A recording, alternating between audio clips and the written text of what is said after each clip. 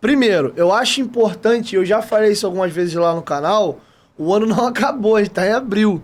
Então a janela importante, que é a mais importante de todos os anos, que é quando acabam os campeonatos europeus e é onde os jogadores da Europa definem, volta para a América do Sul ou continua por lá, e é onde os europeus também gastam pesado, é quando eles vêm na América do Sul, em outros mercados e montam seus times para a temporada subsequente. E, inteligentemente, o Paulo Brax separou uma grana para essa janela.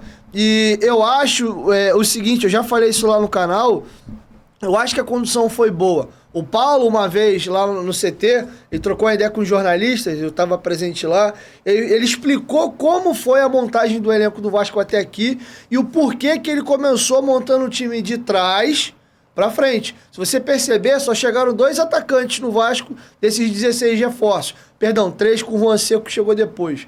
Juan Cruz. Foi o Pedro Raul e o Orelhano, que teve 2 problemas de lesões e ninguém contava com o Peck ter essa arrancada fulminante que ele está tendo aqui, mas inicialmente o Pedro Raul e o Orelhano foram contratados para serem titulares. O Vasco comprou um goleiro, um lateral direito, o Vasco comprou 2 zagueiros, comprou um lateral esquerdo. Que time no futebol brasileiro comprou 5 jogadores da linha de defesa? O Paulo explicou que a estratégia dele inicial era montar o time de trás para frente, trazendo 2 goleiros que você joga a camisa pro alto, qualquer um pode pegar esse titular. E pro meio do ano ele separou uma grana para atacar esses pontos mais importantes. O Vasco já acreditava numa recuperação do Alex Teixeira, que o Peck, melhor assessorado, poderia render mais. Tinha o Eric Marcos também despontando, o Barbieri confiando bastante nele, o Figueiredo com bons serviços prestados, o Marlon Gomes, que eu gosto de ver mais por dentro, mas também já fez bons serviços pela ponta. Então o Vasco priorizou o sistema defensivo. E agora, no meio do ano, deve vir esse primeiro volante que você citou, esse meia armador, sendo que a galera entra um pouco, e eu combato muito isso lá no canal, nessa histeria coletiva de achar que vai ser tudo no estalar de dedo. Que você vai pegar um time horroroso que o Vasco tinha. O Vasco dispensou do ano passado para cá 25 jogadores. Foram contratados 16. Você não faz essa mudança da noite pro dia. Então eu acho que as coisas, e isso a gente pode falar, as coisas no Vasco não acontecem mais no modo cacete. Tem um planejamento. Ó, é um dinheiro para gastar na primeira janela, independente do que acontecer, e um dinheiro para gastar na segunda. E eu sempre falei, o Vasco não tem time para lutar contra o rebaixamento e nem para brigar ali na parte de baixo. Não tem time para ser campeão e nem para ir Libertadores hoje. Se encaixar tudo muito bem feitinho, pegar um 7º, 8º, 9º, as últimas vagas ali, dependendo da janela do meio do ano. Então eu acho que o torcedor tem que entender esse processo. Nenhum dos clubes que estão bem hoje, Flamengo e Palmeiras mais aqui, o próprio Galo com Mecenas, e o Fluminense que vem se revirando nos últimos anos e voltando a ser competitivo, ninguém era assim, time merda, pum, time bom, com estrutura da noite pro dia. Então acho que o Vascaíno vai ter que entender um pouco esse processo. E aí eu queria te ouvir, em cima desse copo meio cheio, se você está começando a entender melhor já esse processo, que eu vi que o perfil da torcida do Vasco mudou depois da vitória contra o Galo e o empate contra o Palmeiras. A galera tá acreditando um pouco mais no time, que já tinha uma galera, vai cair, foi eliminado pro ABC, é um absurdo. Essas pessoas aí que eu tava falando aqui, que criticam tudo. Essa aí que eu não aguento. Mas então, isso aí também tem um pouco do torcedor, né? Tipo assim, a gente começa o brasileiro com medo, aí ganha do Galo lá, empata com o Palmeiras, meu Deus. Não, calma também, calma. Se acontecer um resultado ruim, que não vai acontecer, se Deus quiser, com o Bahia também tem que ter o pé no chão. Você ganhou, não é mil maravilha. Você perdeu também, não quer dizer que o mundo acabou.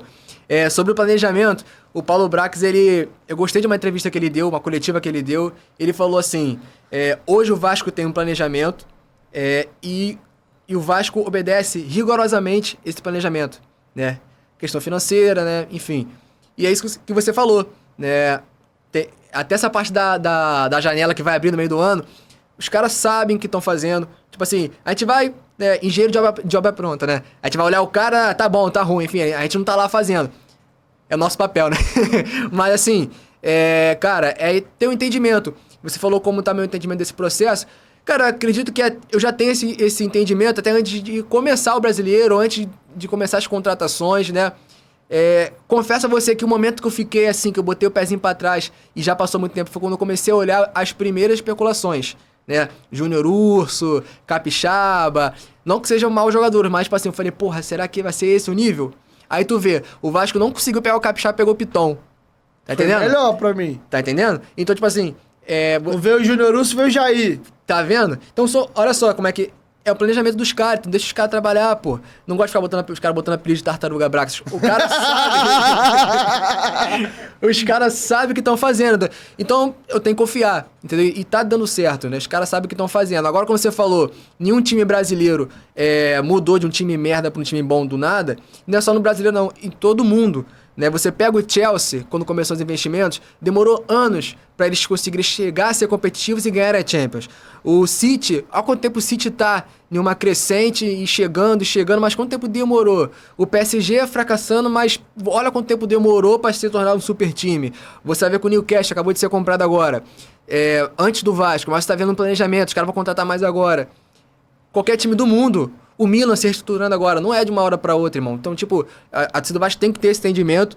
É difícil, às vezes, o torcedor ele é muito passional. Às vezes eu me seguro, porque, tipo assim, acaba um jogo daquele do Galo. Como é que tu vai cobrar ser passional, pô? Como é que tu não vai se empolgar? Talvez eu dou uma respirada pra poder postar alguma coisa, pra poder falar alguma coisa. Mas, no geral, tem que entender o processo, irmão. Até pegar a frase do Figueiredo. Só vive o propósito quem suporta o processo, né? É isso, né? Ri não, né? Cara, não, é isso aí. E, cara, bem colocada essa tua frase. Cara, eu acho que o Figueiredo podia tatuar na testa do vascaíno. Eu lembro quando o Vasco é rebaixado em 2009, a gente abraçou o lema, o sentimento não pode parar. E eu acho que eu nunca tinha parado pra pensar nisso. Eu acho que essa frase do Figueiredo é a frase do momento que o Vasco vai passar agora. Pois é.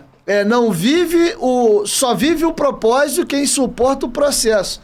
Pra gente voltar a ser campeão e ter os principais times do país, a gente vai ter que passar um processo que todo mundo passou. E a gente pode dar como exemplo Flamengo e Palmeiras. E muito me agradou saber, mandar um abraço pro Joel, pro Matheus Guimarães do Lance, que faz um trabalho incrível cobrindo o clube, que eles apurando, descobriram que o Palmeiras foi o alvo e o exemplo a ser seguido pro Vasco fazer a SAF. Quando o Vasco amarrou os valores em contrato com a 777, foi em cima do Palmeiras. Sim. Gastar 250 milhões com futebol por ano de investimento, que é compra de jogadores / salário, até 2026. E até 2026 conseguir ter as 5 maiores folhas salariais.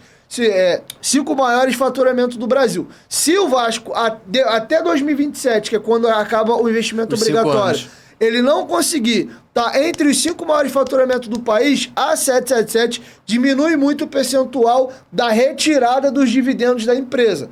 Ou a não ser que, mesmo não estando entre os 5 maiores faturamentos, o Vasco esteja ganhando títulos. E títulos sejam Brasileiro, Copa do Brasil e Libertadores. Eu tenho o 8º faturamento do ano. Fui campeão da Copa do Brasil. Eles podem tirar a grana dele normal. Se não acontecer nenhuma coisa nem outra, o lucro tem que ser reinvestido dentro da Vasco da Gama SAF. Então foi muito legal. Parabéns ao Joel e o Matheus que conseguiram apurar isso e publicar isso no Lance. E foi legal, você viu também ontem o Josh Wander no Maracanã, naquela troca de camisa ali e no network muito bacana feito com a Leila. Então, de novo, a frase do Figueiredo eu acho perfeita. Só vai viver o propósito, que é um Vasco forte campeão de novo, que é aguentar esse processo que eu tava vendo a entrevista do Diego Ribas no Charla agora, teve a do Léo Moura também que eu vi, que, cara...